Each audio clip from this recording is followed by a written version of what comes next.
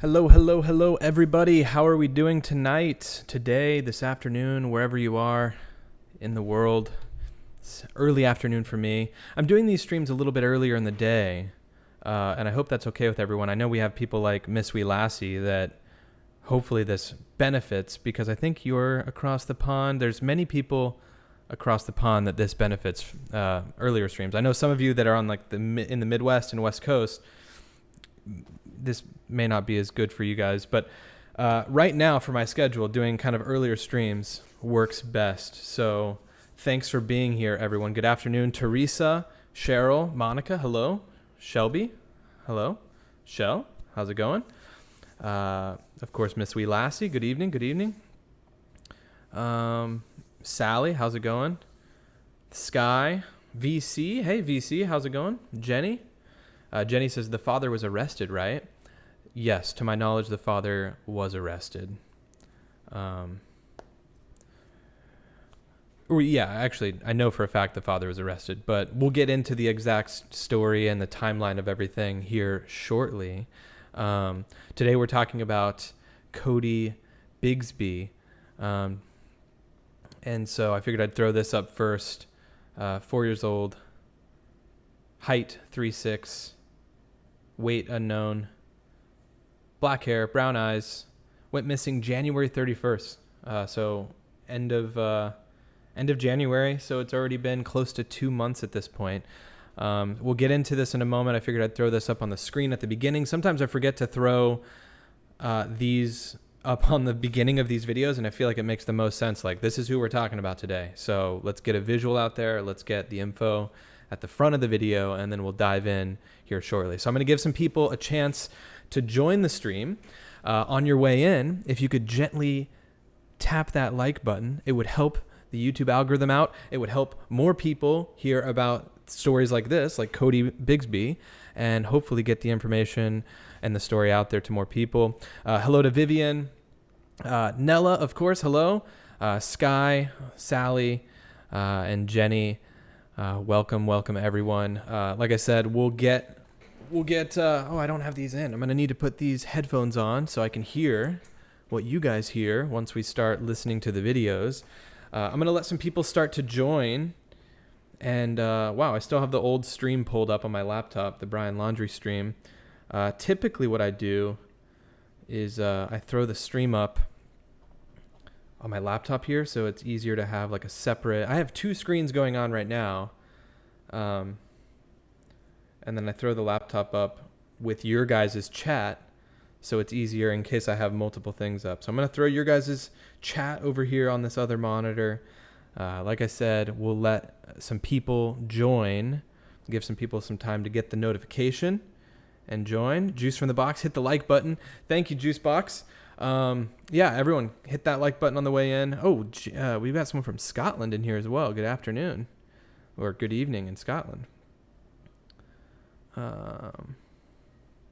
Coffee Buzz, 2 months ago. There are multiple things that have happened with this case in the past couple weeks, though, which is why it's kind of picking up some steam. I had several people reach out to me to cover this story.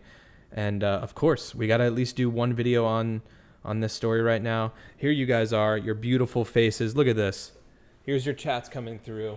It's double. It's on the screen and it's on the side. Oh, goodness. VC, my big face. So that's what it looks like. Bronze, Barbie, hi Aaron, nice to have you back more often. I found you because of the Gabby Petito case when it first happened. Love your content. You're great at map time. Well, thank you so much. Thanks for being here, Bronze Barbie.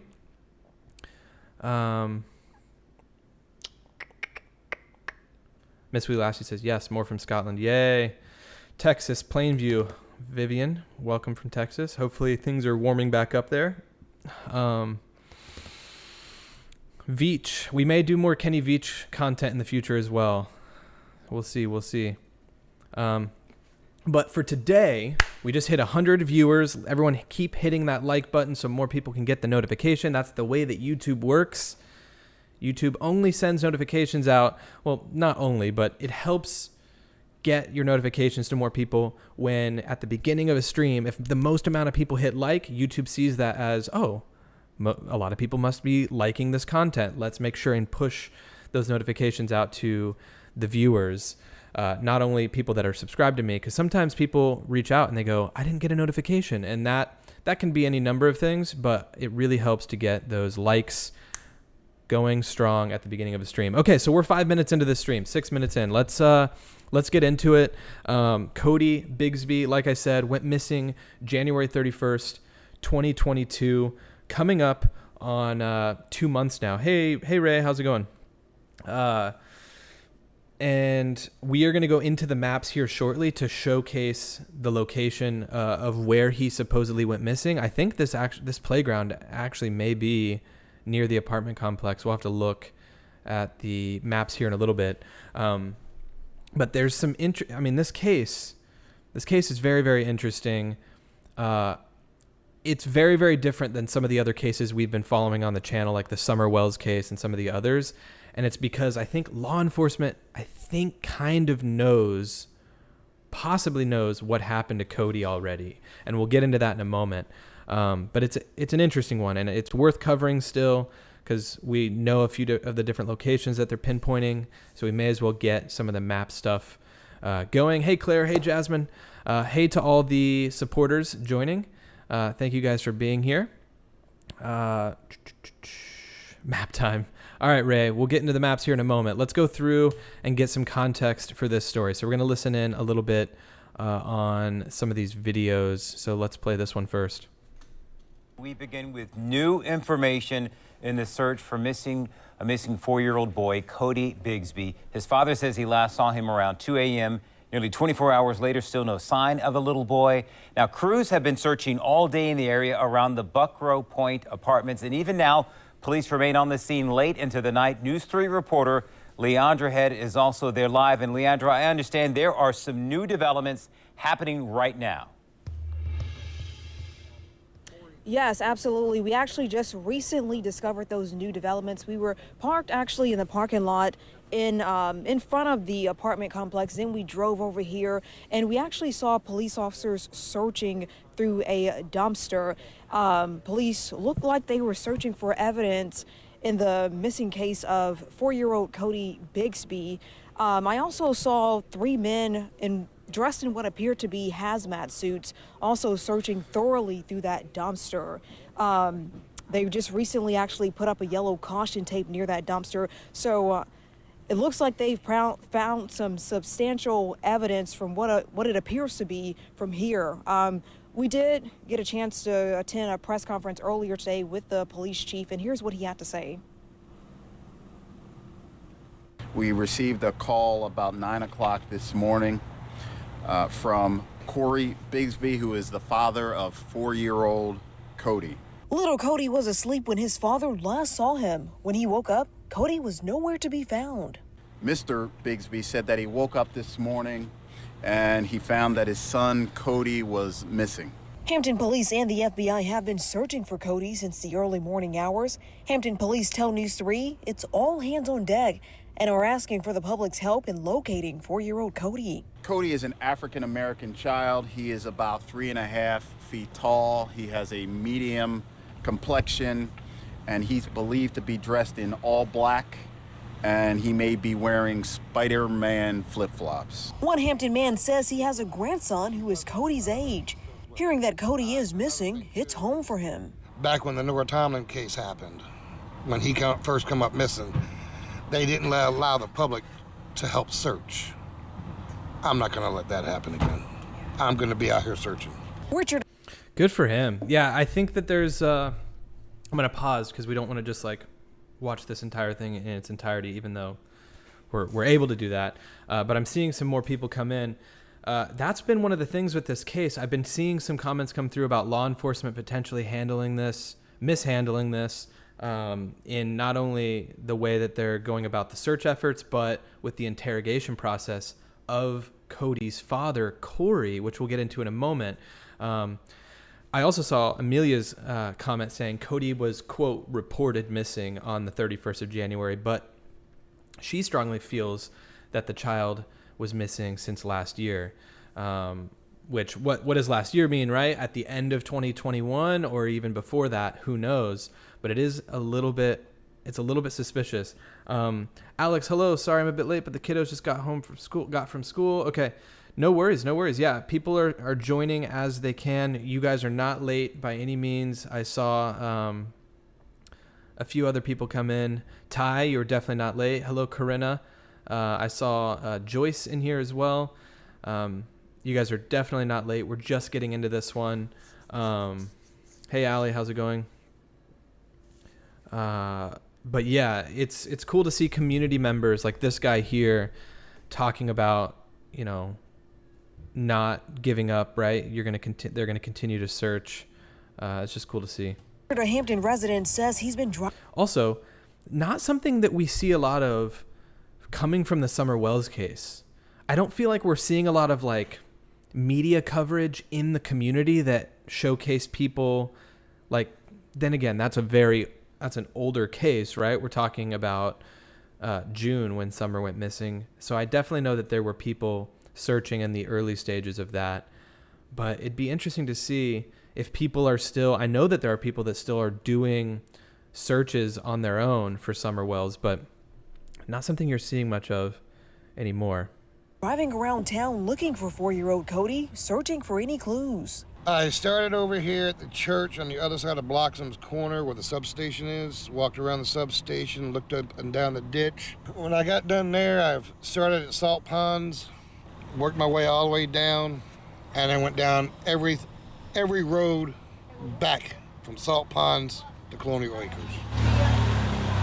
Police say Codi's parents have been cooperating with authorities. We are interested in any video that anybody might have of something that they believe could be related.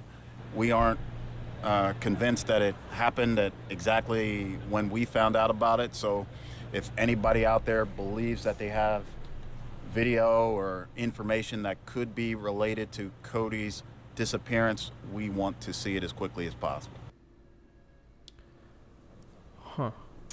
And several police are still here on the scene. They tell me they will continue searching for 4-year-old Codi Bigsby until they find him. For now, live in Hampton, Leandra Head, News 3.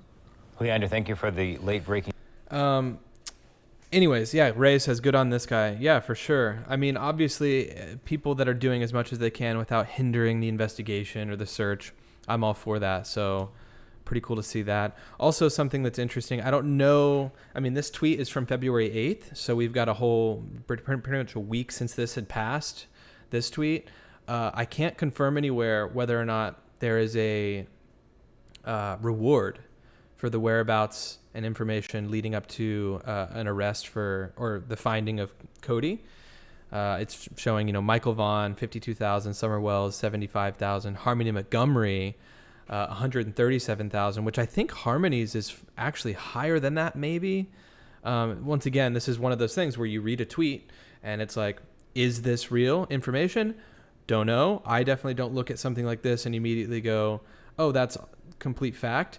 But it would be interesting to know if Codi has zero reward for that information. You would think that there'd be some sort of a reward right away, even if it's just a couple $1,000, right? So, like I said, I'm not taking this as complete fact, but it is interesting nonetheless if that's the case. Hopefully that has changed since this was tweeted on February 8th. Panda B, how's it going? Jenna, we're going to get into the coat in a moment. We're just kind of getting into the beginning stages of the case. Amelia says missing since Christmas, as other kids or as other channels have suggested. Yeah, even that officer said that they don't necessarily believe or they don't, know for certain if he was missing at the time that he was reported, if he was just missing at that time or prior. So I don't know. Also, Jen Liu, thank you for the comment. Thanks again for being a tier 2 supporter. She says, so many missing kids. It breaks my heart. Yeah, and I feel like so many of these kids that we've been talking about that are missing are all like around the same age. I don't know if that's just, granted, there are a lot of people that go missing in this country, many of them that we don't even talk about on this channel. We only talk about a few, but it feels like the ones that really start making their rounds on YouTube channels and in the media lately seem to be like 4 to 7 year olds, but really right around that 5-year-old age, which is wild to think. I mean, think about Harmony Montgomery. That's one that I haven't touched on. That's a really tough one for me. But missing for 2 years. She would be like 7 now. Is that right? I don't know. It's crazy. Jenna says, I don't think rewards should be offered. It's one of those things. I've heard some people's stances on rewards in the past. And I can't remember what someone said. Alex is saying, why not? I'd be curious to know what your thoughts are. I think that there could be incentive, depending on the case. I think rewards can have strong incentive for people to speak up. But yeah, K's, how's it going? I agree, Aaron. All seem to be under 5. Yeah, it seems like a lot of them are pretty young. Coffee Buzz, I'm new to this case, but searching dumpsters makes my heart drop. Yeah. Also to think that they're saying that he could be found or likely to be in Spider-Man flip-flops. Like, that's gut-wrenching as well, because guess what? It's still February and we're talking about the Northeast. It's pretty cold. So, yeah, that's tough. Okay. So we have this video we're going to listen into a little bit. Apparently the father of missing child Codi Bigsby has admitted to leaving the kids at home alone.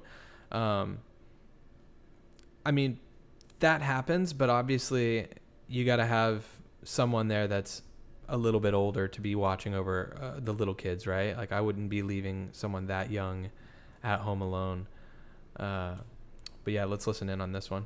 Still, no sign of the boy, and time is running thin. Search crews hit the area around Buckrow Point once again today.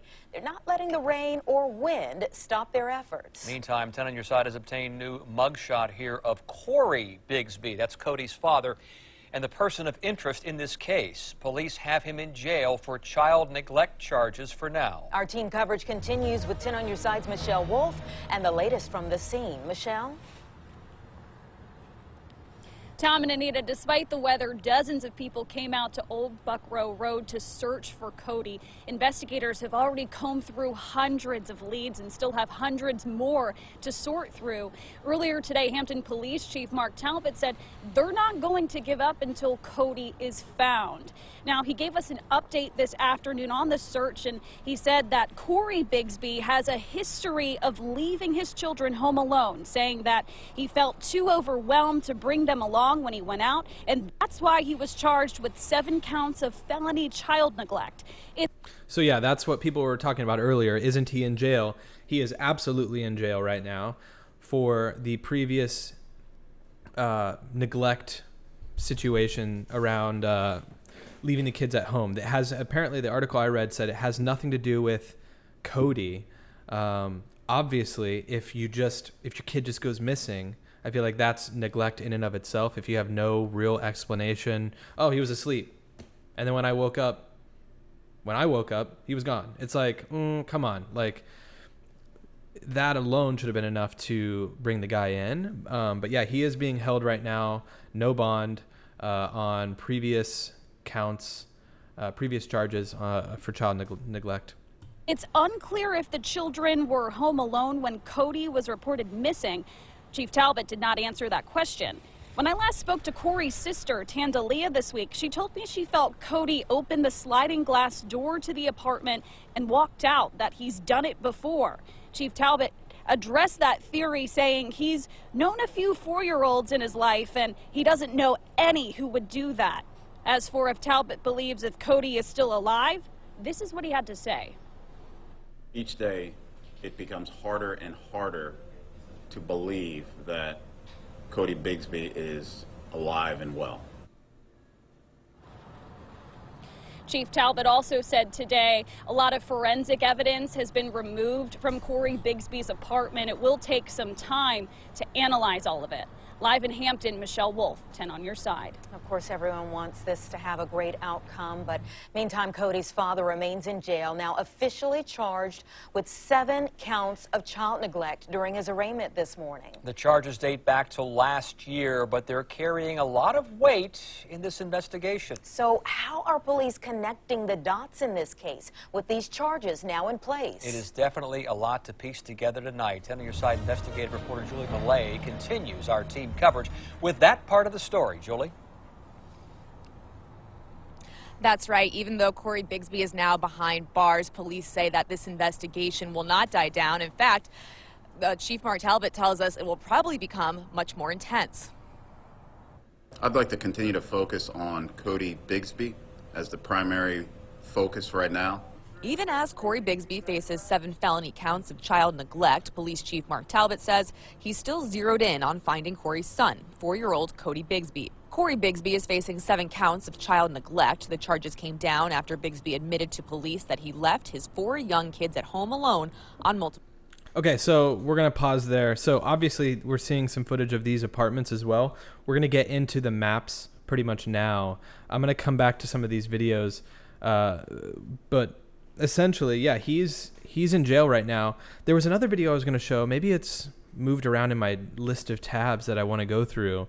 But the officers had said something along the lines of them believing they know what happened to Codi or why he went missing, but obviously they're unable to piece together where he's at right now. And one other thing to mention is that the father, Codi Bigsby, essentially asked for legal representation when he was brought in or when he went in to speak with them after, I think, a failed polygraph or some sort of polygraph test that occurred. He then asked for legal representation, and they did not offer that to him at the time, apparently. So we're going to get into that in a moment. I'm seeing some comments come through. Jenna, pulling camera footage takes time. Someone was asking, so Panda B, is there no camera in the area? If he walked out on camera, should have seen him. If they, yeah, we're going to look in that area to see if there are some cameras on the Google Maps. I agree with Jennifer, would search for free. It's a child and money should never be used to tug at anyone's heart. I think you're referring to Jennifer talking about the reward. Yeah, 100%. I think if, like, imagine if we on this channel or somebody were to be able to uncover some sort of piece of information that led to someone being found, right? I think it would be in our best interest at that point to put that money towards something good, to hopefully help something like this from happening again, right? So I think if someone were to find some sort of an answer to lead to a reward, I feel like, I don't know, I feel like hopefully they'd do the right thing with that money. It would feel very weird taking that money. So I get where people are coming from about rewards being a little bit weird.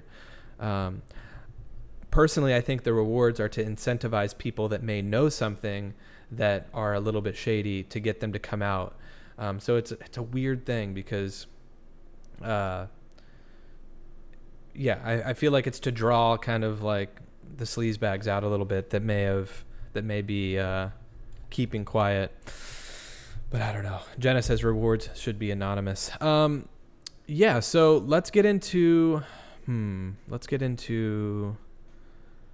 Okay, let's watch this one really quick because this is where the officer's talking about the evidence potentially being clear about what occurred, and then we'll get into the maps. Thank you guys. We're almost at 100 likes. Let's hit 5 more likes. If anyone's in here who hasn't hit the like button yet, please do that during this video, and then when we get done with this video, hopefully we'll be at 100. The 4-year-old was reported missing in Hampton more than 10 days ago. Now, despite the time that's passed, his family and the community holding out hope. 10 on your side's Kiana Patterson is live in the newsroom with new information as this investigation continues. Kiana? Yes, the police chief, Mark Talbot, says officers are continuing to search for answers. And this morning, Codi Bigsby is still in jail as people search for his missing 4-year-old son, Codi. Last night, the police chief shared an update with Hampton City Council. The police division wrapped up their command center at Buckrow Point last week, and now officers are following up on leads and evidence gathered from the family home. The chief says this is a high-profile case that has been intense and stressful for police and the community, but Talbot says they will continue to follow the evidence. It was very clear to us. The evidence about what likely occurred has been very clear. There's little about this that has been mysterious. We've tried hard to avoid a search for a 4-year-old boy in a tragedy, an unmitigated tragedy. We didn't want it to become a sideshow. We will continue to work and do everything we possibly can to figure out what happened to this child. And a group of that's big. Like, I want to listen to the way he worded that again. Community activists, the chief continue to Was very clear. Right here. It was very clear to us. The evidence about what likely occurred has been very clear. There's little about this that has been mysterious. They must have something based on their search of the house. Were they able to obtain a computer that they were able to see messages on an account like Facebook or whatever? Were they able to find evidence that, like they said, made it very clear what happened? To say that there's no mystery around this is weird, right? Like, they clearly have something in their back pocket that they found through the evidence, like they said, that leads them to believe there's no mystery around this. It's just a matter of having the right information to be able to convict whoever it is that they think is involved at the highest level, whatever that may be, or whatever that may look like. I thought I had this video at the very beginning of the stream to be able to show, because I feel like that's such important information. So obviously we don't really need to go through this. We've heard about the police being searching in the area of the apartment. I'm going to show you guys that area now. Rebecca says, I heard they found a bloody mattress. Interesting. Miss Sweet Lassie says maybe the other kids at the house told law enforcement what happened. Possibly. We're going to get into some footage from a neighbor on a Twitter account very, very soon. Sabrina, when was this released? That video that we just watched, I don't know if you're referring to that, was February 10th. I don't know when that actual statement from the officer was said, but obviously it would have had to have been prior to February 10th, because that video came out on February 10th, updated on February 11th. But it's a weird one, you guys. So this is from February 12th. This is kind of the newest information around the case that came out as of lately. So last weekend, on Saturday, there was a jacket found, and they saw tire tracks near the apartment complex where Codi was living, which would have been Codi Bigsby's apartment. So if we open up these images, you can see they've taped off this section of grass. You can see a house and a couple different houses on the other side of the fence here. And then we can see them continuing to tape up the area. That actual area is right here specifically. These are the apartments that they're talking about in these videos, the Buckrow Point apartments. So there's quite a few units, as you can see here. But that actual image from that tweet that we just saw, if I line these up, is going to be right here. So this is that house that I'm looking at on Google Maps. Okay, so we've got this little awning is a great indicator. Obviously this big patch of grass. So if we cycle between them, you can see the awning right here. And I'll just cycle back and forth right now. You can even see the windows they're blurred, but you can see this is a great indicator. The sliding glass door on this house here, right there. So the apartment is probably one of these is probably where he lived. However, when we go back to that tweet, we've got tape going up in this area, in this grassy area, right? So we've got tape coming from all the way over by the fence up to this tree and then beyond, closer towards the apartment. So that means there's tape right here where my mouse is, all the way around, and then over here back towards this apartment. So I don't know which one they live in, but this is probably that area likely where they found the jacket, and then the tire marks, which right now, I mean, look on this Google image right here. There's tire marks in this area. So I feel like people probably drive around this area often, which is strange because this looks like an area people would be out hanging out, playing, whatever the case may be. So are the tire marks significant? Possibly. I mean, someone else would have been able to analyze those to maybe determine how fresh they are. You know what I mean? Like, obviously, like I said, there's going to be tire marks that they may be able to determine are super old. But just to give you guys a little bit of an idea of where they're kind of looking, it's right here. And then if we actually zoom out in the grand scheme of the greater Hampton area, I know a few of you are saying you're from Virginia, from this area. This is where it's at. So obviously we've got Virginia. This is going to be on the east side of Virginia, southeast side, right by the water, is Hampton. So this is the neighborhood that we're kind of looking at. Sabrina says lawnmower marks. Oh, that's a good point, Sabrina. Those could be, I mean, these definitely kind of look like lawnmower marks. That's a really good point. So good on you on that one. I don't know why. Also, Cheryl says could be a grass cutter. Yeah, good, solid points there. But yeah, hard to say. I mean, I'm sure that, yeah, you guys are probably right. I guess probably the majority of these are from the a big riding lawnmower. But anyways, the jacket though, however, this is what someone tweeted about with the jacket. So this, on the image on the right, is apparently Cody's brother's jacket. So this, I don't know if this guy in the foreground is Cody, but they're showing this jacket here in this photo from, I don't know when this photo would have been from, but this I think is a photo of the jacket that they found. So what do you guys think? Do you think it looks the same?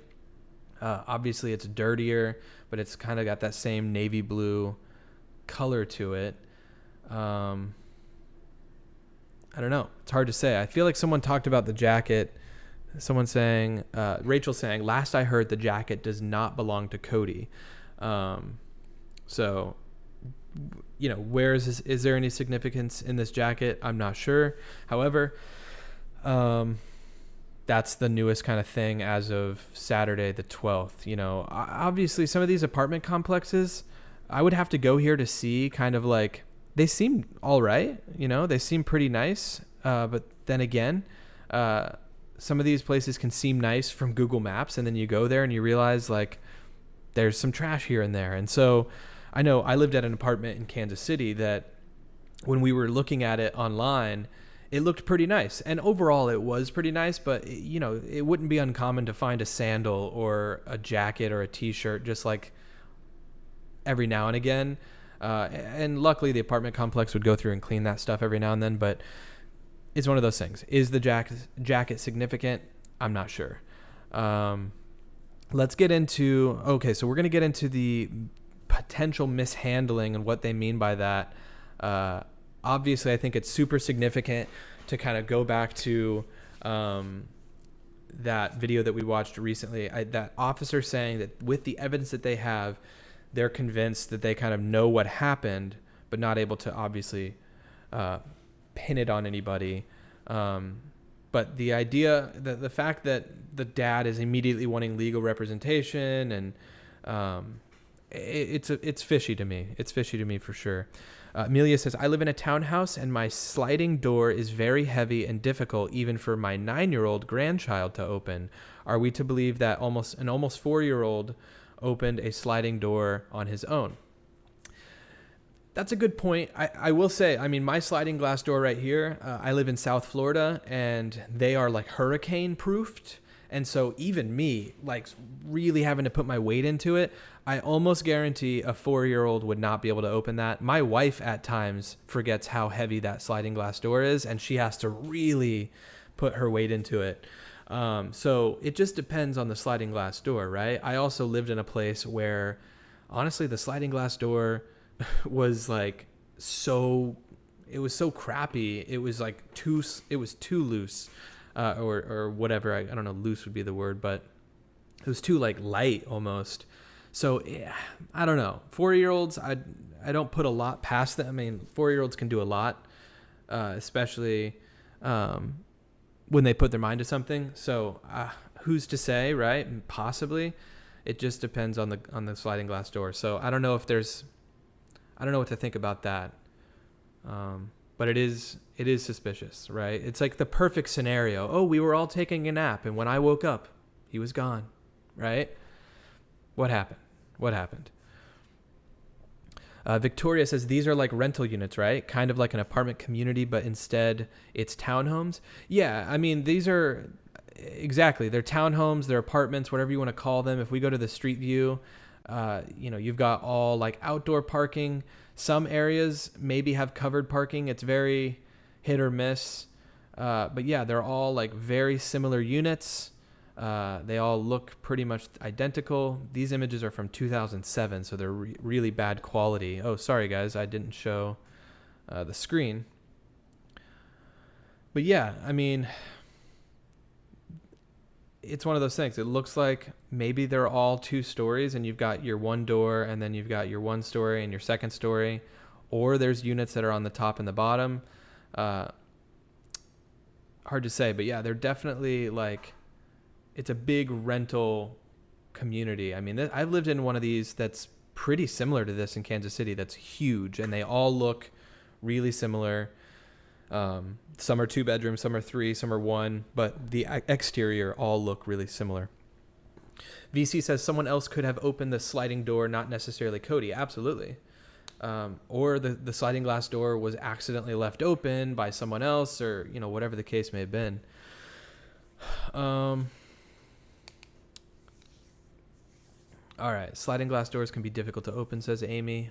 Hey, Amy, how's it going? All right, let's continue on. Like I said, there's the jacket. To what significance is that jacket? I'm not sure. Like some of you said, I think it may have been proven that it wasn't his. But yeah, thanks. Oh, Shawnee, Kansas, what's up? Someone's from Shawnee. Nice. Hello. Bigsby case, a confession from the police chief that something has gone wrong. Tonight, where that process hit a snag and how police are now course correcting going forward in the case. We do say good evening to you and thanks for joining us. We begin at 6 with a bump along the way in the Codi Bigsby disappearance probe. Police have removed a detective connected to that investigation. The revelation came out today as the case goes into its 3rd week. And tonight, the police chief explains what happened during the questioning of Codi's father, Corey, and why he says that part of the case was mishandled but can continue on without issue. We're also talking to the mayor of Hampton about the continuing search for Codi. We have 2 reports on this story tonight, beginning with 10 on your side's Aisha Tolliver, and more from police. Aisha. Well, Tom, Anita, this changes a lot in this investigation. Hampton Police Chief Mark Talbot says now there's a new lead detective on the case, as well as an entirely new leadership team taking over. But now the big question is, because of this mistake, are these child neglect charges that Bigsby's facing still going to stand? As the search for missing 4-year-old Codi Bigsby continues, the Hampton Police Chief Mark Talbot says a weekend audit revealed a mishandling of the case. Talbot says while Codi's dad, Corey Bigsby, was being questioned by the lead detective the morning of February 1st, he made a statement about wanting an attorney. My assessment is that his desires should have been honored. They weren't. Talbot says that request was made during a heated conversation with the detective following the results of a polygraph test Bigsby agreed to. Now he says the lead detective, who's been with the division for 11 years, is on paid leave and is no longer involved in the case. We also, frankly, had a case here in which an experienced detective is doing his job, has done great work throughout his career, and to some degree you want to be able to rely upon that. All that broke down somehow. How are city officials feeling about this mistake? We caught up with Hampton Mayor Donnie Tuck right outside the police station. The effort by the chief to clarify it, to admit that a mistake was made, and then to tell you how we expect to proceed is, reflection of integrity of our chief. Despite the mistakes that were made, Talbot says he believes the 7 felony child neglect charges are sound and based on evidence gathered before Bigsby's request for an attorney. But he says ultimately that decision is up to the Commonwealth's attorney. Well, I spoke to the Commonwealth's attorney, Anton Bell. He says he's aware of everything and his team is actively investigating. He says soon they will have all of the tapes and they're going to go through those very thoroughly. And we also reached out to the defense attorney, but we have not heard back yet. In Hampton, I'm Aisha Tolliver, on your side. All right, thank you, Aisha. What will you do today? Vivian says, just remember polygraph tests can and are wrong sometimes. Absolutely, yeah. It's not, polygraphs aren't a surefire way of solidifying anyone's innocence or guilt in anything. Of course, they're used as a way of determining whether or not someone is going to be compliant, right? Are you willing to take a polygraph test? If someone's very willing, that also doesn't necessarily mean that they're completely fine and not involved in any way, right? It's used not only to try to get results, and hopefully those results are like, can be trusted, but it's used in a way also to see how people react to the question of if they're willing to do one in the first place, right? So let's see. It was a couple years ago, another child went missing 10 minutes from Codi. Oh, interesting. I also saw some interesting stories throughout there. Alex, it sounds like, had a pretty wild story of their kid. What did you say? Your kid jumped out of the window? One of my twins, when he was 1.5, opened the window and jumped out. He took a flashlight and my keys. 1.5? Alex, oh my goodness. Hopefully the window was a basement window, and when he jumped out, he was just on the ground. Or at the very least, a really small main level window. But yeah, that's crazy to think that's a 1.5-year-old. Kids, once they start getting their feet under them and they start walking around, a lot can happen. VC with the emotes, very nice. Amy says CPS always failing kids. Yeah, something needs to be done, right? I saw some people talking about mental health.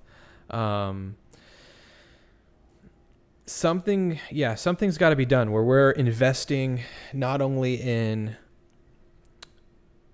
programs and situations that help kids in families that are kind of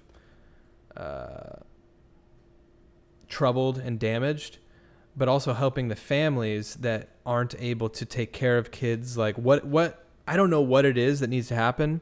There needs to be more programs and systems in place to help to where situations don't get to this point where you have parents just giving up. I don't know what happened with Corey and Codi, but it's like what happened with Harmony Montgomery, right? It kind of sounds like that dad just got rid of Harmony, but then again, that's all speculation as well. It's hard to say. Main level window, but still he fell on top of the bushes. Wow, luckily you had bushes. Oh my goodness. Let's see here. What is this one? Oh, let's listen in on this real quick because this is somewhat interesting. Hey there, you can now get your taxes done on Cash App. It's called... You can get your taxes done on Cash App. Did you guys know that? Thanks for hitting the like button, by the way, guys. We're going to wait for this ad to play. 129 people have hit that like button. We have 176 people in here. Thank you guys so much for being here on this Wednesday afternoon. Let's listen in. search for Codi Bigsby. Several organizations are still looking for the 4-year-old, but one group is starting to hit challenges with day-to-day search efforts. Casey Baylor explains what issues the group faces. The mission is to find Codi whatever circumstance he's in. That goal hasn't changed since Codi Bigsby went missing more than 2 weeks ago. Veterans organization Water Team Inc. has expanded its grid search in hopes of finding Codi. Search efforts moved to Norfolk Wednesday after the team searched in Newport News Tuesday.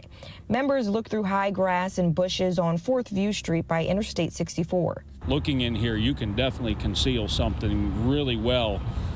Nobody's really paying attention as they're driving down here. One, the construction site.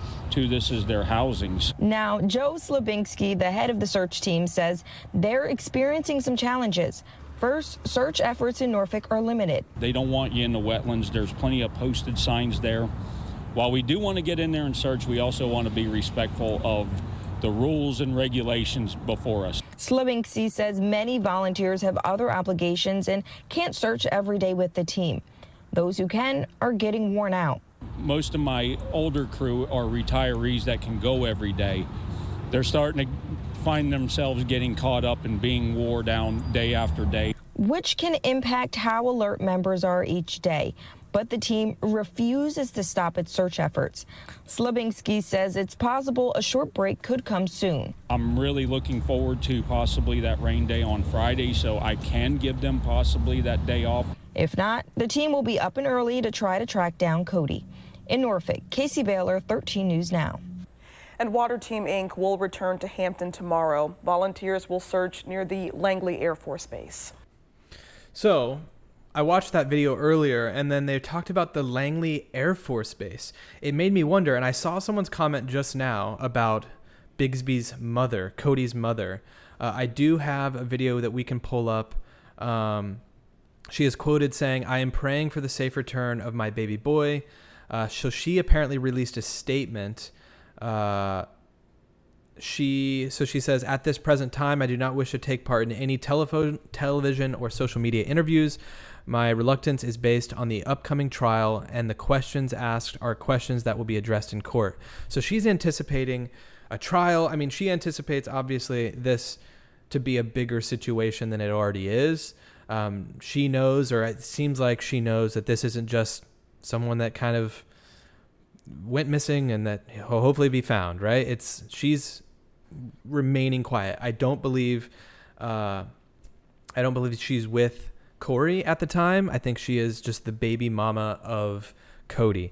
But she goes on to say, "In addition, I have been advised legal counsel not to address the public. However, I would like to speak to the support of the community. I sincerely appreciate all the volunteers, rescue workers, police, FBI, news reporters, the community at large, family, friends, and everyone who is showing love and support for Codi.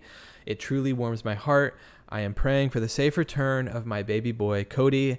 I hope the public and community understand and respect my position during this tragic time." So that is what the mom had said, and I don't believe that she's involved in anything, or that the law enforcement believes she's involved in any way that is substantial. I think that she's been kind of cleared. Of course, in any case like this, they're going to keep her on the radar. But based on the evidence that they have and who Codi should have been with at that time, it's obvious that the dad is the key or the center of their attention. Now, back to the dad. At the end of that video we just watched, they're talking about their search efforts continuing on to Norfolk or Norfolk, whatever they said. They didn't call it Norfolk. So I apologize that I'm mispronouncing that. And Victoria, the dad, apparently did just buy a home. We're going to show that in a moment as well. We're piecing the map together right now because they talked about continuing their searches down here in the town of Norfolk. How did they say it in this video? I want to say it right. Felix was found. Also, someone was talking about, didn't you get YouTube Premium so you don't have ads? This is the 13 News Now website, and I can't use that YouTube Premium with that. Although I haven't gotten YouTube Premium yet. Two Norfolk police officers. Norfolk. Police officers. Being by two Norfolk police officers. Norfolk. Okay, I'm just going to say Norfolk.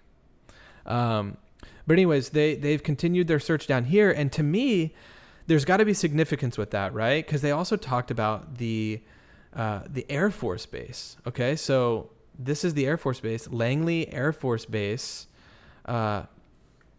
which this right here is the Ranlet Drive, which is the apartments that we were kind of zeroed in on, that the jacket was found there, where Codi was last seen. Why are they searching near Langley Air Force Base? Unless they know that the dad, for example, worked near there or even worked on the base. And I haven't been able to find, I'm just now diving into this case, by the way, you guys. So if you have any info that you'd like to send me during the stream, the best way to do it, and I know not everyone has Twitter, is to DM me on Twitter. My Twitter is linked right here. If you have a Twitter, it's just down at the bottom at Aaron Mull Films. If there's ever anything you want me to see during a stream, tweet it to me, direct message it, and tell me down in the chat, I DM'd you. You know, if it's valuable information, I'll show it on the stream. But like I said, I'm just now getting into this stream as well, or into this case. But my idea is like, where did his dad live? Or my thoughts are, where did his dad not live? Where did his dad work? Because there's got to be a significant reason why they would be searching. I mean, what is this? 10 miles away, 23-minute drive away. From the house where where they found the jacket, all of this. It doesn't make sense to me unless there's like a strong reason. Stargirl says maybe his mobile data. That's a good point too. I don't know if they've got all of that info. That would be nice to know, because if they know, if they had a warrant, or if they were able to obtain his phone and get the data and ping it in different locations, and that would be a great reason. Stargirl says, I bet they found blood in Codi's house, or in Corey's house where Codi should have been. Who knows? Who knows? Cheryl says, dang, had to take a phone call. Did I miss anything? It depends on when you had to take the phone call, Cheryl. We are getting into the maps. We're trying to piece together some of the locations. Of course, if you'd like to go back, I don't know how many minutes you missed during your phone call. You could, of course, scroll back. But we're kind of looking at some of the different locations that they're talking about now. Of course, we've got the map times in the chat coming from Joyce and Kate. How's it going, Kate? Also, I don't think I said hi to you, Kate, for peace. Thanks for being here. I see you in the chat.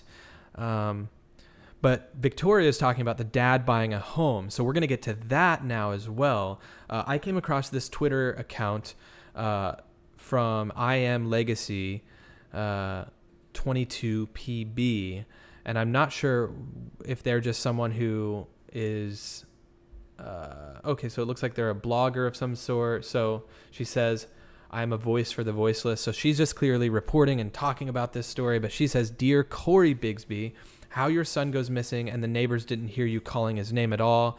How did you not see your frantics, or how did no one see you frantically searching for him? Why did you wait until 7 hours later to make the call to 911?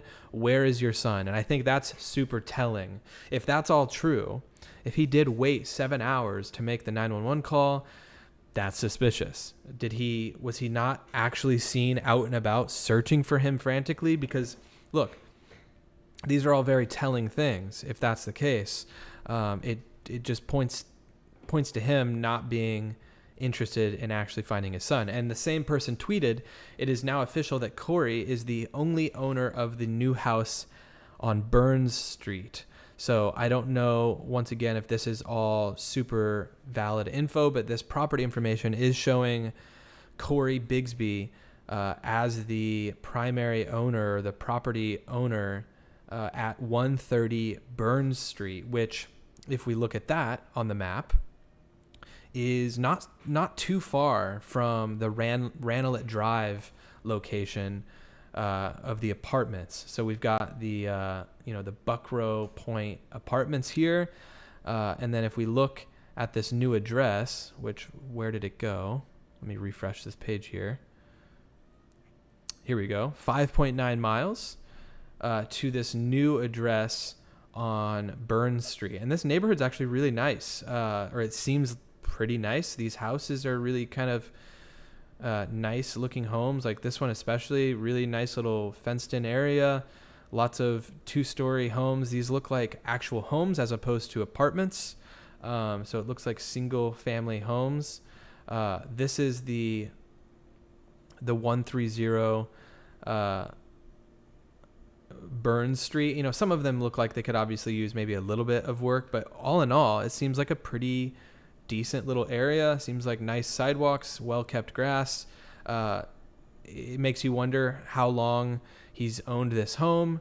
What's the significance of this home? Does it say on this image when it was purchased? I'm not seeing it here. Valuation. So yeah, what is the significance of this home? I'm not sure, but like I said, we've got the Langley Air Force Base, which is an area that they're honing in on.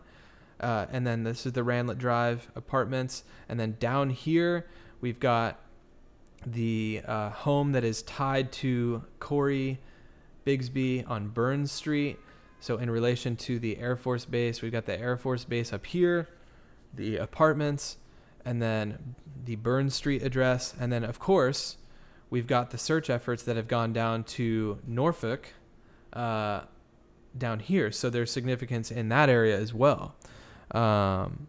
So we got a few different locations here. Listen to what this neighbor is saying about Corey. This is one of the neighbors of Corey. Also, it looks like I got a direct message. Let me check this on the other screen here. Jasmine, it looks like, has sent me a direct message. We're going to play this video. Those things. You didn't come outside of your place until the police brought you out after 9 in the morning. I got you. So you did something to that boy, and you thought we that start you had with this. this. Today is day great 17 story. in the search for Codi Bigsby. Several organizations are still looking for the 4-year-old, but one group is starting to hit challenges with day-to-day search efforts. Casey Baylor explains what. Oh, I hate when things just play by themselves. Some of these news sites, they play just on their own if you like click away from them for too long. All right, so I'm going to replay this. Those things. You didn't come outside of your place until the police brought you out after 9 in the morning. I got you. So you did something to that boy, and you thought that you had this great story, this great cover-up, and you don't. Because there's no way. Those things. Interesting. So is she in the same room? Oh, shoot. Was it not on the screen that whole time? If it wasn't, I apologize. Was Corey in the room there? I'm sorry, I'm going to play it a third time.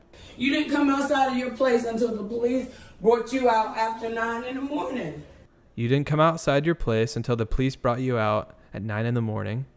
I got you. So you did something to that boy. And I think she's talking to him. She's saying it as if he's the one filming. you thought that you had this great story, this great cover-up, and you don't. Unless she's just saying it like that, and this guy's kind of agreeing with her or whatever the case may be. Jasmine, thank you so much for sending this info over from Twitter. So father considered person of interest in the case. So apparently the Army confirmed Wednesday, which I don't know when that came out, but the Army confirmed Wednesday that Corey, Cody's father, is an Army vet who held the rank of Sergeant First Class at the end of service in September 2017. According to court documents, he was previously charged in 2018 with assault and battery involving a family member, but was later dismissed. So that would make sense if he's still on some sort of a military base now. I don't know if he's stationed or if he works at that Langley military base here. That would make sense, though. It says also U.S. Army from 1997 to 2017. So 20 years in the Army, it looks like. So he held a pretty prestigious rank. I mean, Sergeant, First Class. I assume that isn't something you get in just a couple of years. Service records I received showed he deployed twice to Iraq and twice to Afghanistan. So thank you, Jasmine, for sending that in. Very helpful, very helpful. Yeah, it seems like he's considered the only person of interest right now. But that helps out in painting the picture of who he is, why they might be searching in this area. It looks like he probably, Teresa says he was discharged. I think, discharged. Bridget says he's not in the military anymore. Okay, so honorably discharged. A lot of people are saying honorably discharged. Interesting. Okay. Also, Jasmine says Nerdy. Okay, so wait, is this a video from Nerdy? Oh, is this Nerdy Addict's video? Like, did they post this? Like, were they in the house? Jasmine's got all the facts. Nerdy was let in, invited by neighbors to see the layout. Okay. So she's saying that to Nerdy. Appreciate it. Okay. He was dismissed for going AWOL. Ooh. Corey was asleep when he woke. Wow. Okay. So that's, So, okay. So he was let into the house then. All right. All right. Appreciate the info. So it looks like community members are asking, do police believe Codi Bigsby is still alive? I asked Hampton Police today if it was a recovery mission at this point. I was told no, nothing has changed from previous search updates. So that's a big question that a lot of people have now at this point is like, is this a recovery or is this, do they believe that he could be out there? And it sounds like obviously they're keeping it pretty close to the vest. But like I showed at the beginning of the stream, it seems like they have enough evidence or evidence in general to point them to feeling like they have the answers as to what happened to him. So like, what does that mean, right? I feel like they know whether it's a recovery or just still a regular search as opposed to a recovery. They definitely know. Alex says, hi, how's it going? Victoria, I read somewhere someone said he used a lawyer to get honorably discharged versus AWOL. I don't know the proper terminology. Oh, interesting. I did not see that. Let's see.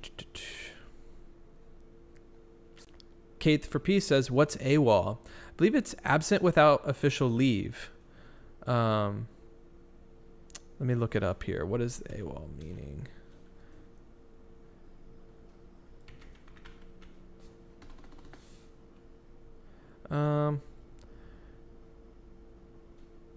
Senior member says it also means crazy.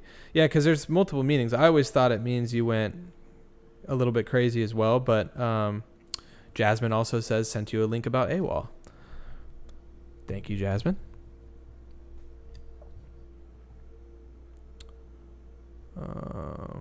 Denied bond. Is this the one?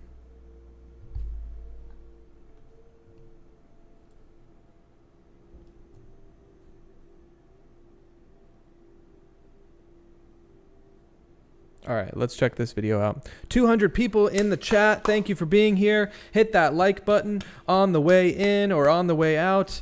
Thank you guys so much. We're going to be doing a Summer Wells live stream either tomorrow or Friday. Probably tomorrow because are Friday live streams a thing? Do you guys want me to go live on Fridays? I'm going to do a poll. Look out for a poll on the community tab. I'm going to maybe put it out tonight or tomorrow or something. I'm curious of like the best days or the best ideal like live schedule. Obviously, with certain cases like this, you just got to go live when things are happening. So, if for some reason some crazy thing happened tonight with the Summer Wells case, for example, I'd just go live again, even though I went live just now, or I'm live right now. But I'd like to know people's like thoughts on going live. Yeah, where was I at with that? Oh, but yeah, I'm going to do a summer. And we start with this. Today is day 17 in the search for Codi Bigsby. Several organizations are still looking for the 4-year-old. I just got to exit out of that one. It just keeps playing on its own. I'm going to jump back into the Summer Wells stuff. Sorry, that's what I was getting to. Since I was gone for like a week and I hadn't streamed or put out a video, I have missed so much on Summer Wells, and I figured I would do like a recap, like all of the things I missed and all the things you miss when you take a week away from the internet kind of thing. Oh my gosh, did you ever do an Aisha Degree video? I did not. I feel like I have a thumbnail made for an Aisha Degree video, but I have yet to do the video. I have all the info pulled up. It got away from me. I may end up doing that. Who was that? Logical? That's a good idea. I'm gonna write down that, make sure I follow through with that. Because it's an old case, but it's got map stuff written all over it. So thank you for the reminder. A lot of people are saying, yes, do Friday streams. Okay, we'll definitely consider it. But look out for that poll. I'd like your guys' thoughts overall.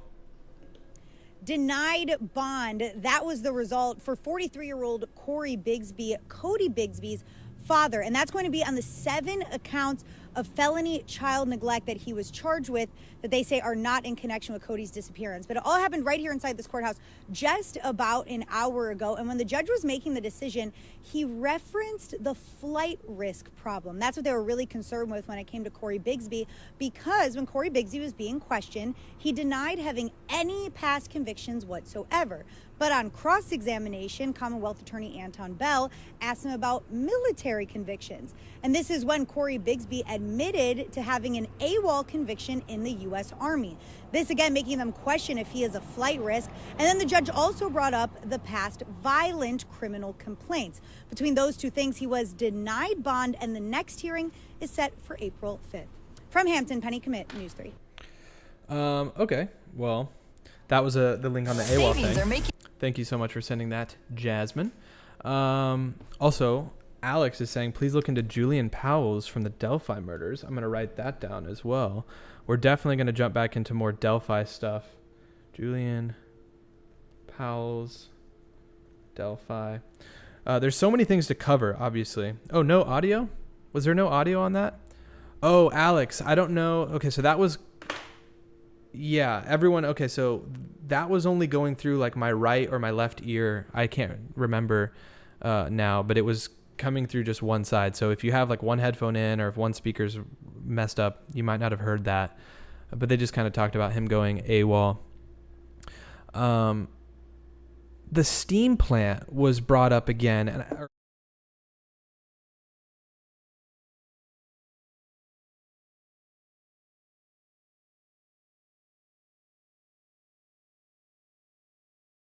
shoot, my bad. I hit the wrong button. Jasmine, that's a wonderful emote, by the way. I don't know if that's what that person's doing, but anyways, the steam plant was brought up in another article talking about them looking into the steam plant, and I'm not entirely sure the significance of the steam plant. But it's near the Langley Air Force Base. It's the furthest away. But yeah, anyways, I saw something about the steam plant as well. So these are all the locations. Victoria says, what is that animal? On the BRB screen, it is a little raccoon. Here, I'm going to go back to it. Everything mutes. When I hit the BRB screen, it mutes everything, and it takes the camera off of me. But I'm going to go to it real quick.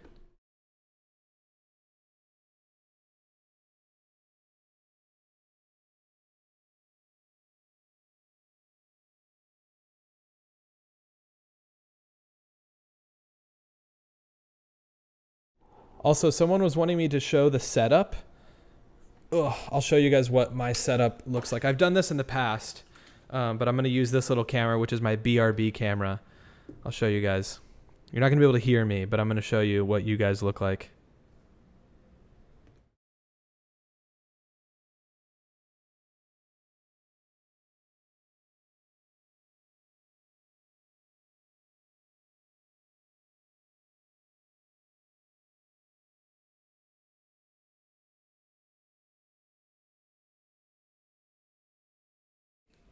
There we go. A little bit of a behind the scenes action.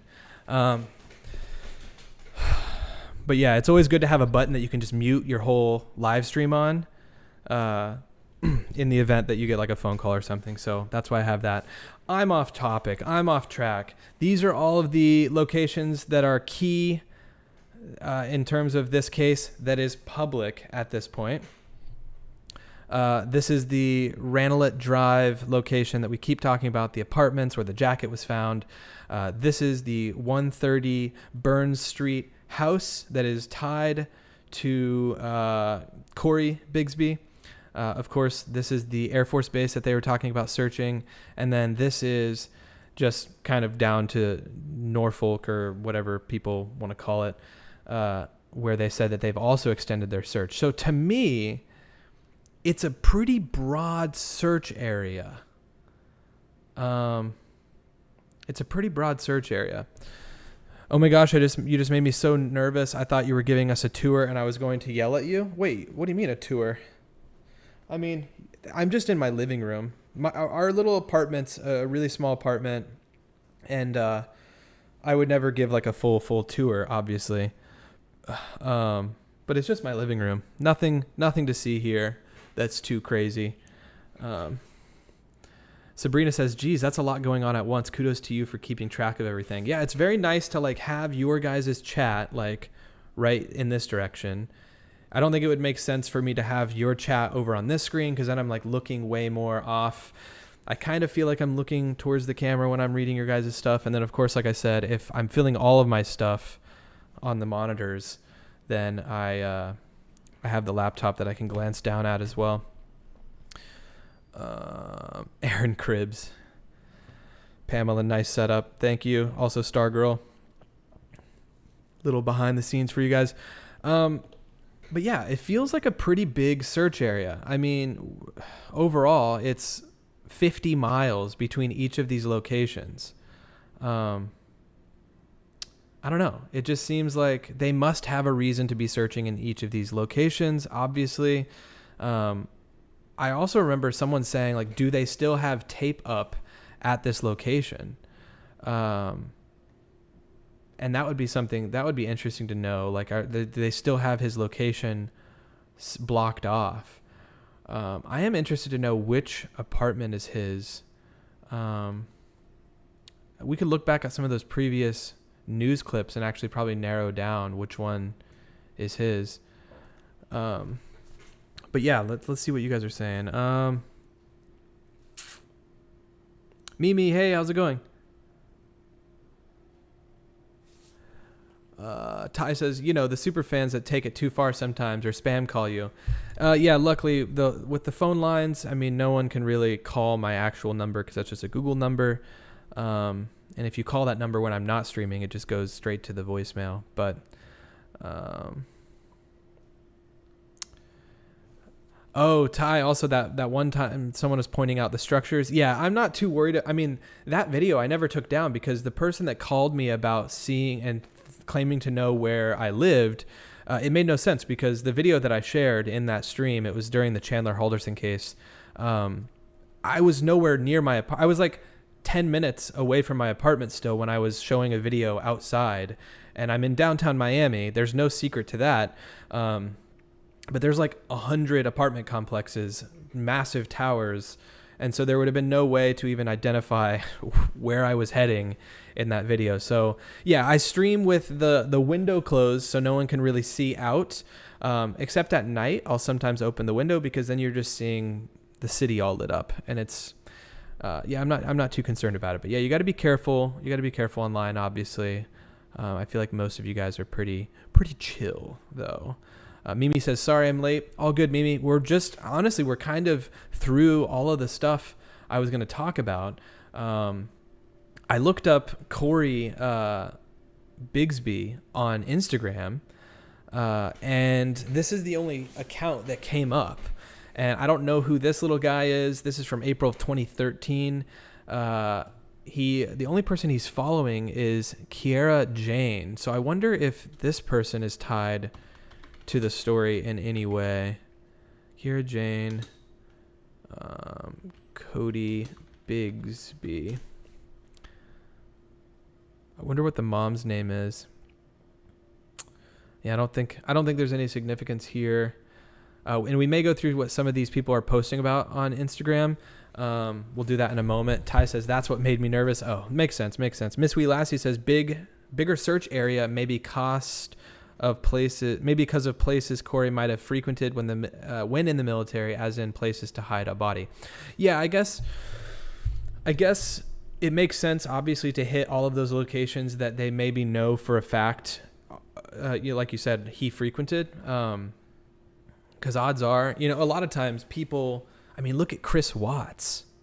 You guys know the Chris Watts story. If you're not aware, that's a wild one. He got rid of bodies at the place he worked. Like, come on. Like, what was he thinking? It's like, so of course they're going to check the most common places, to see if they were stupid enough to do something in these common places. But yeah, like, it's pretty wild. Pamela says, Aaron, can you look to see if anything is live on news right now? I can look. Let me just type in Codi Bigsby.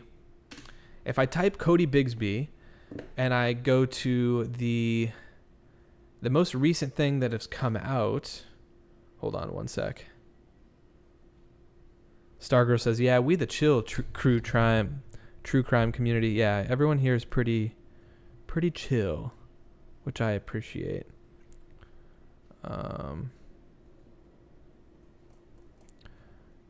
Yeah, I'm not seeing anyone that's live right now. Codi Bigsby. Filters. In the last hour on YouTube.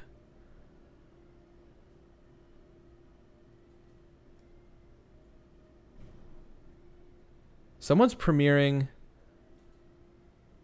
What is this? I just typed in Codi Bigsby on YouTube. And someone is posting unseen footage of spirits and Codi Bigsby case. Premiere will begin shortly, February 16th. That's today at 4:42 p.m. That was like 4 minutes ago. I don't know what this person is going to be posting. Unseen footage. Oh, of spirit. Okay, I thought it was going to be of Codi Bigsby. I don't know. The chill crime community. Absolutely. Bronze Barbie says, I am absolutely obsessed with the Watts case. Yeah, the Watts case is nuts. That one was pretty wild. Jasmine also sent another link. Let's go check this out.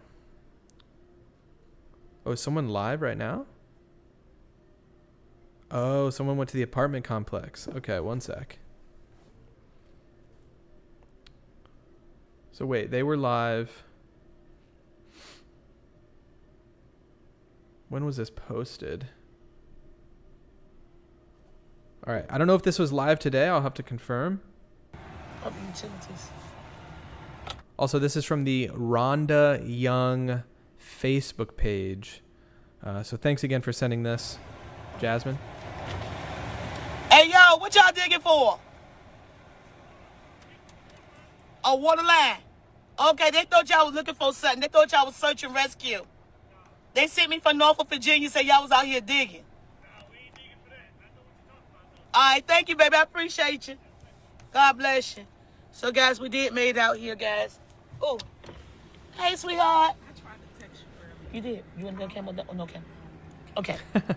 You want to be on camera or no camera? Okay, hold on. Let me step out. This girl's chill. This Rhonda girl's very chill. I like her attitude. She's just, hey, how's it going? Thank you, baby. All right, let's keep scrolling. You coming up? See what the neighbors are saying. Yeah, by the park. Let me park there. I'm gonna walk right there. Jasmine says towards the end of the stream you can see new property backyard. Oh, okay, thank you so much. Also, Kays says, oh Lord, Rhonda is a mess. Yeah, I've never heard of Rhonda. All right, so let's see here. Well, allegedly, this is supposed to be the U-Haul. We don't know. We had one person said a psychic got in contact with her. She said about a U-Haul. It is a work truck, and here's a work truck. And she said, the psychic said something about this work truck. Check out this work truck. The psychic? Is that what she's saying? The psychic said something about a work truck and a U-Haul? Allegedly, she said it's going to be a white work truck out there by a U-Haul. And when she came out here, this the white U-Haul. This the truck and the U-Haul right here. But we don't know what it has to do with each other. Also, guys, as you can see, they have this whole neighborhood roped off right now. Everything is quiet out here. They say they was doing digging, but as we can see, they are digging out here, but they're digging for water. It's a water issue out here they're trying to fix. So right now, it's not much going on in this neighborhood, but we are out here to see is anything going on. I'm Rodion Live, where we do have officers right now looking outside the unit, so that is the unit. Okay, so let's pause there. I'm going to try to identify the unit now. Not that it's like it matters. Well, I mean, it matters, but this is what we do. We use the maps to try to pinpoint certain areas. And I sometimes will obviously seek out like the actual info to like, because it may be listed, right? The exact unit. And I'm sure someone will probably comment it now. And if you know it, go ahead and comment it if you'd like. But I'm going to try to find it based on her video. Also, someone was saying, okay, says we discovered her on Ick and Mel. She's funny. Mel likes her too. That's where I first... Okay, so you guys have seen Rhonda through Mel. That's cool. Yeah, it's interesting that they're still here. So this live stream, I don't know if you can see. Yeah, you can kind of see up here. This was live on February 7th. Okay. That they are speaking about So here in like, Hampton, Virginia. The unit is still under investigation, and they're at the door and they're standing outside right now. Why? I couldn't pause that for the longest time. So this was like a week and 2 days ago that this was. So keep that in mind. This was prior, I guess, to them finding the jacket. So interesting. All right. So if this is the unit, I'm going to mute her video. If this is the unit, let's go backwards based on where she parked.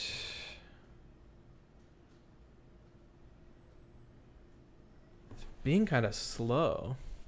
You see it loading? There's like a loading.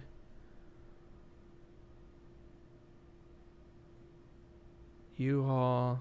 Okay, so she doesn't show her exact route on the way in.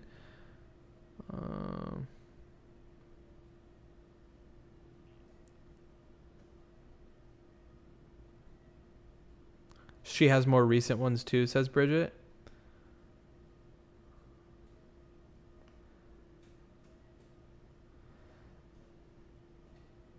Here we go.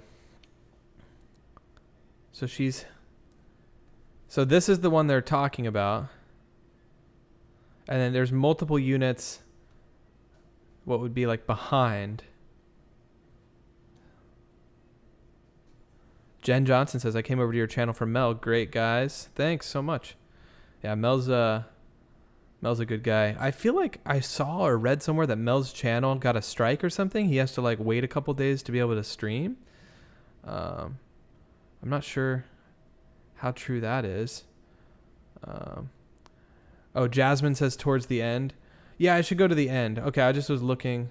Oh, this is the new property, Jasmine. You're talking about the new property.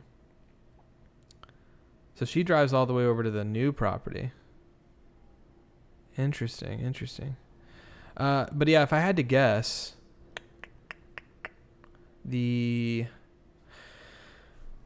let's go to Ranlet Drive. Based on what we just saw there,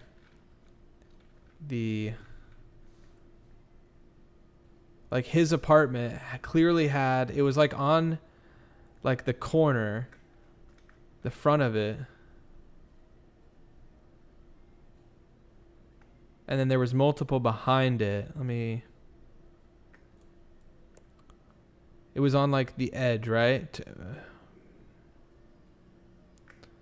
Like as if she came up this way and like this would have been it, and then there was multiple units to this side of it. So I don't know which one his is. I'm sure we could find it.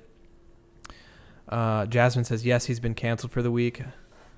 Mel moved recently. Yeah, I'm actually planning on meeting up with Mel when he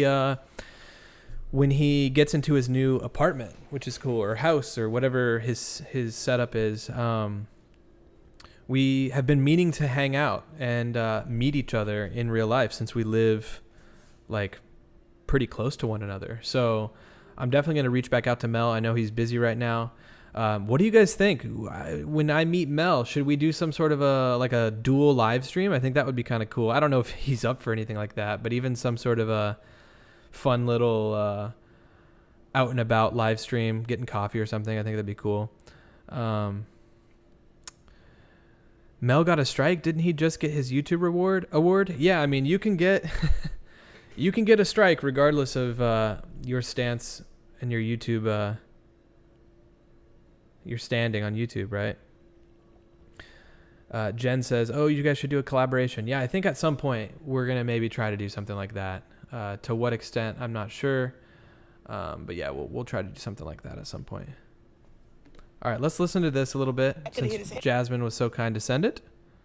And instead of calling the police, he could have hit the body, allegedly. Yeah, and all right, let's listen to what these girls have to say. Know how many kids it was that came out this house. So there is a cross space. If you look in a cross space on the side that's starting, it looks like somebody has already been back there and opened the shed. There's nothing in the house. You look in a window, there's nothing in there. But I mean, I don't know what to say. But my whole thing is like, this is a four or five bedroom home. If somebody, like, why would he buy this? You know what I mean? If he was planning on killing his baby. Codi, you know what I'm saying? Right. For a man, What'd she say? That's a what? Oh, a 4-bedroom home? Four or five bedroom home. If somebody, like, why would he buy this?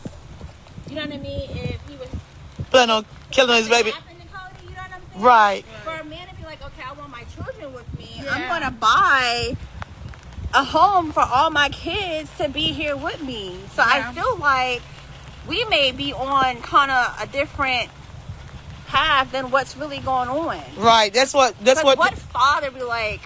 That's the whole thing. Like, why would he plan a better life for him and his kids and then take the life of his child? But that's why I go back to the point of saying maybe he hit him by mistake and then he felt to hit his head and he accidentally did something to him.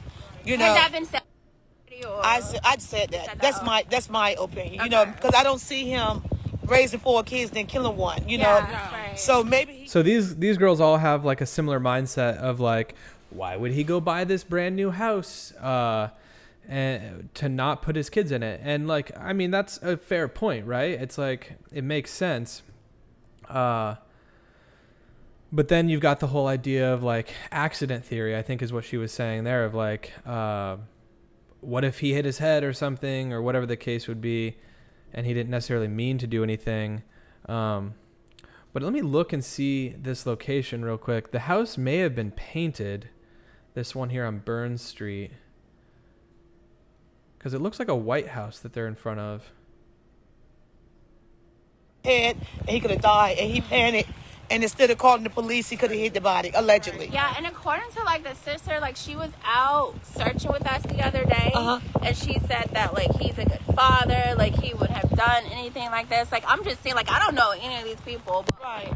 I know when a man wants to take care of a kid, they're going to take care of them. And you buy a whole house. Okay, so there's the front of the house. Yeah, it looks like it was painted. It looks super, super nice, like I said earlier. Come on, which one are we on? Oh, really? There it is. Yeah, that's got to be it. So in this image from 2015, it's still red brick. Yeah, because like if you see in the back, when she pans back over to that woman talking there, you can see the house in the background with the black fence. Whoops. House for all your kids. Yeah, and it's a nice house. Yes, and it's very, very nice. It's a very nice house he bought. And it's like, it looks new. They don't have. So she's full on just like walking onto the property. So yeah, she's walking up this area now. Oh wait, Oh, interesting. So there you can see the step right here and then the door, but there's no door. You can see the step though. So this was like a remodel. Oh, and you can tell it's fresh brick too. It's like not the same brick right here. So this was a door turned window. It's all new. Very nice house. This is the inside of the house, guys. She's just going straight up to it, huh? House was flipped, says Rachel. EM, hey, how's it going? Here's another point. Apartment complexes have keys to apartments. Maybe someone used the key and took Codi. Just an idea. I mean, I don't know. You never know. I mean, obviously there are apartments, you know, you've got people that have access to your room to do like maintenance and stuff. You never know, I guess. But so it looks like this house was recently purchased then, because it doesn't look like it's furnished. So it is a nice unit. Super nice home.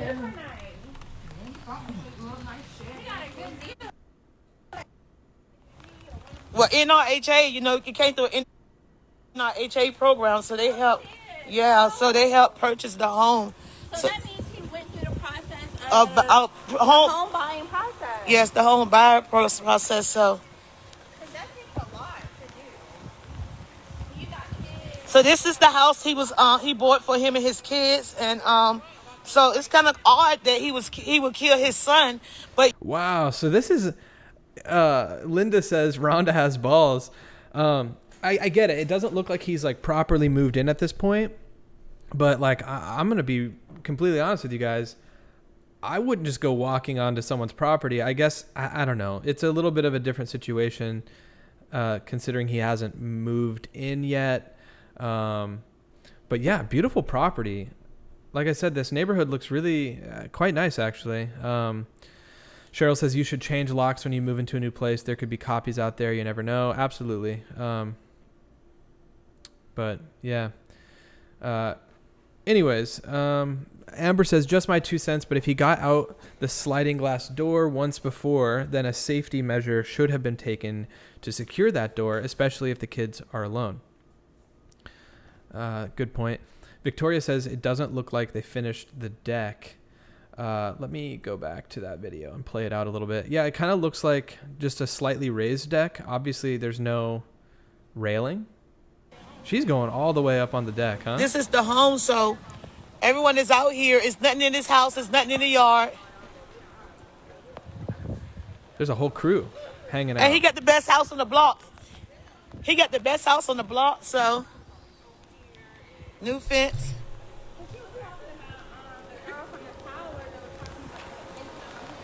It is a beautiful house. Nice shed.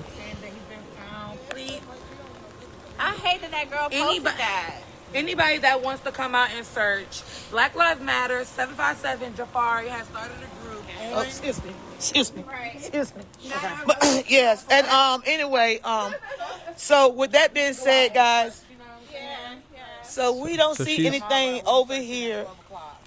We don't see anything over here at this moment. So yeah, she's basically saying they don't see anything noteworthy. Obviously, it's an empty house. It makes sense to bring it up in the grand scheme of things because it's a property that he's attached to, but it doesn't look like there's any significance to this this house that's on Burns Street. What is it? 130 Burns Street, Hampton.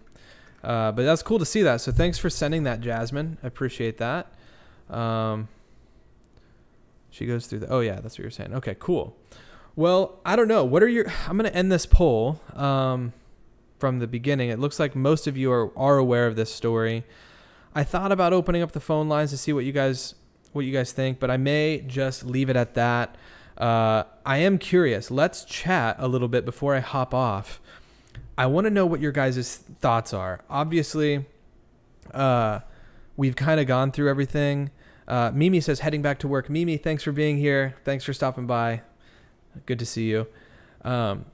We've kind of gone through a lot of the stuff here, and it's not like there's a ton of stuff, but we know Codi Bigsby wanted legal representation immediately, Whether he got it or not at the beginning is kind of up in the air. His lawyer actually ended up saying, the guy who is representing him basically said, like, he did not get representation immediately.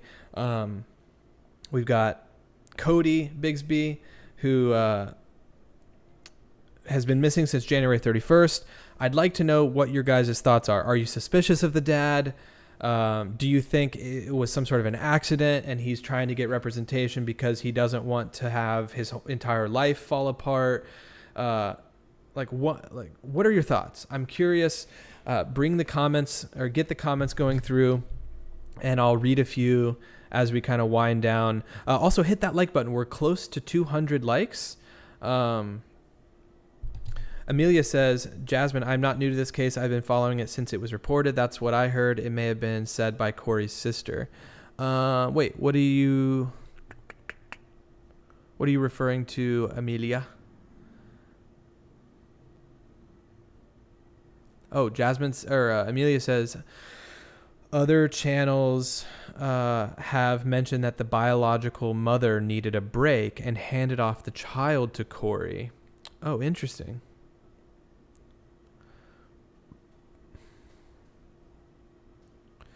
Kate says new front door as well. Yeah, it looks like everything new, a lot of new things added to that house for sure. Alex says, obviously someone did something to this child, not pointing fingers. The father maybe? I mean, yeah, the father at this point seems the most suspicious, but at the same time, we can't just go out guns ablazing just blaming, but all fingers kind of point towards him at this point, and it just seems a little weird given the entire circumstance. Before I knew about the house, it really seemed like he maybe did it out of anger, but now maybe an accident. But either way, the body was still hidden, which is horrible. Ray, yeah, I think it is interesting. The idea, apparently someone said something about a bloody mattress as well. I don't know. I mean, that could have been tested and ruled out almost immediately, just depending on the situation. Coffee Buzz says very suspicious. Stargirl Chief said he lost after the lie detector came back. Ooh, Help is on the way. He probably got a ton of money from COVID child credits per kid. It was like $400 a month plus his own.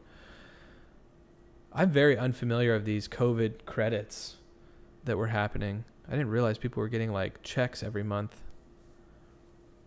Amy says it's strange, so similar to the Summer Wells case. Yeah, there is some similarities, obviously, because you've got one parent that was clearly supposed to be with them, right? And they have their side of the story, but that's about it. They're not talking other than that. Kate says, "Don't know. This case is new for me." Yeah, it's hard to like have an opinion this early. Of course, I'm going to continue following this case. This feels like such a different story than like the Harmony Montgomery case, for example, right? Because you've got Harmony's father who has a history of abuse and drugs and all of these things. And it's like, how could they have ever given this guy custody, right? Of a child. And we don't have a ton of that with Codi Bigsby. We don't have record of him. We obviously have record of him saying that he's left the kids on their own. And look, that could just be a case of bad parenting and slip-ups and mishaps. But we don't have, like, at least I haven't come across anything that points to Codi Bigsby being just this terrible guy that was abusive and I mean, obviously he's sitting in jail for neglect right now, so there are issues, but it's just like, it's an interesting case for sure. Bronze Barbie says, I really hope they find this boy alive and well. After Polly asked for lawyer, new detective on case. Interesting. Bio mom had 12-year-old unalive themselves. Wait, Jasmine, what?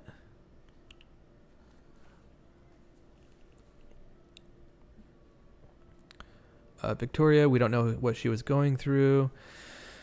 Maybe giving him to dad was the best thing to do at that moment. Yeah, we never know what people are going through for sure. What was his mental state after his time in the military? That's a great question, Coffee Buzz. Cammy says, I heard on the news that Corey was denied counsel twice. Okay. Vivian says, at this point, Codi left the home and a perp took that opportunity. I'm not sure. Miss Wee Lassie says, I'm still not sure. Need to see more evidence. Too easy to blame the dad, even if things seem to point that way. Exactly. That's a good point. Stargirl, law enforcement knows he did it, and that's why officer went in on him.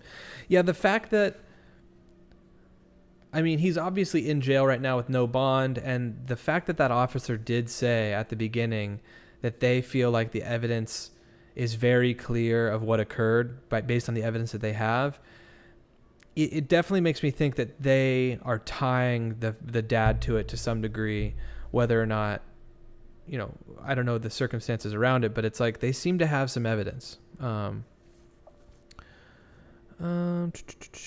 did you see the girl from New York who was missing for 2 years was found alive under a staircase in her mom's house? What? Hold on. New York girl found alive under staircase. I did not. 4-year-old girl missing since 2019 found alive, hidden under stairs in New York? New York girl missing for 2 years found alive, stashed inside small, cold, and wet staircase? What? I did not hear about that. That could be its own video in and of itself. Wow. I'm going to have to look into that. I'll keep this tab open. Wow. I mean, it sounds promising that she was found alive, but my gosh, I don't know what this girl went through. Oh, Alex says the story's crazy. The mother kidnapped her. Oh my gosh. Craziness. Well, thanks for giving your guys' input on the case. Diane King says the father knows more.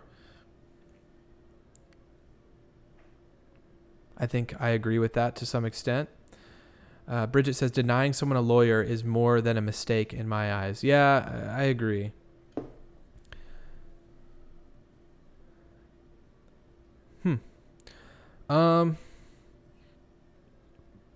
Miss Wee Lassie says, I don't blame him for asking to get a lawyer straight away. Too many folks get side blinded by cops at an early stage in a case and end up in prison for life. So, hey, I see nothing wrong with that. Yeah, I think they made it sound like he definitely knew what his rights were, and so at the very least, maybe he just was exercising those rights, you know. But definitely something where I think this case will likely have some resolution very, very soon based on what I'm seeing from like law enforcement and everything like that. So I don't know. Like I said, I'll be here to continue following it. Like Cheryl says, thanks, Aaron. We shall see what transpires in the case. Exactly. Also, I missed I missed a lot. Maggie says, I'm too new to this case, but I love your show, and I'm a little jealous because I'm sitting here with an insulated shirt, a sweater, a vest, and you're wearing a t-shirt. Oh, and an electric blanket. Maggie, where are you? I mean, clearly you're somewhere cold. Yeah, what is the temperature outside? 72 degrees today here in South Florida, so we're very lucky. Beautiful wife and I are considering going to Universal Studios this weekend. So if you're in the Florida area and you want to go to Universal Studios and ride rides with us, I can't guarantee that we will hang out with you all day, but we may be going this weekend. 4 more likes needed. Oh, for 200, we have 197 people in here, and we have 197 likes. Everyone, hit that like button. I would really appreciate that. I think we're going to just kind of wrap the stream up. Like I said earlier, we're going to dive into the Summer Wells case, like really soon. And I'm going to go through what I may have missed in that case in the time that I was away. If you'd like to, while you're hitting that that like button, hit that subscribe button. We have hit 17,300. We are well on our way to 18,000. We're obviously a little ways off, but feel free to hit the subscribe button as well if you enjoyed this video. Coffee Buzz says, I'm not throwing up all over you and your beautiful wife. Oh my goodness. Kate says, all of you, please watch out the next 2 days. 17 and 18. Wait. I have to look into this now. All of you, please watch out the next 2 days, 17 and 18. So the 17th and 18th, they are two of the so-called Tycho Brahe days, according to Scandinavian folklore.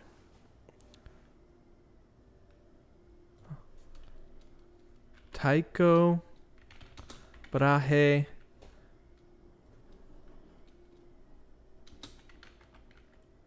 Kate says they are days judged to be especially unlucky, especially for magical work and important business transactions and personal events. I'll definitely look into that. But yes, all that said, just be careful in general. Also, thank you for being a Tier 2 member, Kate. I should not go without mentioning, these are the wonderful Level 2 supporters that have chosen to support the channel beyond just liking, commenting, subscribing, and following along. So it is part of my Tier 2 fulfillment duties to shout out all of these wonderful people. If you are a Tier 2 member and you did not see your name there, let me know. I try to make sure and get everyone's names on that. We are going to be doing the Tier 2 live stream at the end of next week, possibly like next Sunday on the 27th. So we do a Tier 2 live stream once a month where it's just Tier 2 members. We did one last month and it was a lot of fun. I know some people weren't able to go to that one, so I'm going to be reaching out to the Tier 2 people soon to see which day works best for everyone. So anyways, thank you to the people who have subscribed, have liked, who have followed. Claire, thank you so much. Storm here in the UK, very cold. Yeah, I've heard a lot of storms in the UK are happening. So, Misty, thank you, Aaron. You have the best lives, no drama. Thank you, Misty. And yeah, thank you all for being here. Vivian, thanks so much. Bridget, stay safe, everyone. Cheryl, Victoria, Cami, Miss Wee Lassie, Lex Luthor, Logical, Stargirl, Jay Barrett, Kate for Peace, Bronze Barbie, Jasmine, thank you for sending all of the links during the stream. Maggie, Alexa, oh, whoops. I didn't read it as Alex. Victoria, Pamela, Linda, Stargirl, EM, Kays. Thank you guys all for being here. That is the stream. If you have any info on Codi Bigsby, I have linked down below the number for the Hampton Police, the investigation team, whatever it would be. And yeah, stay safe, everyone, and we'll see you guys in the next stream. Bye, guys.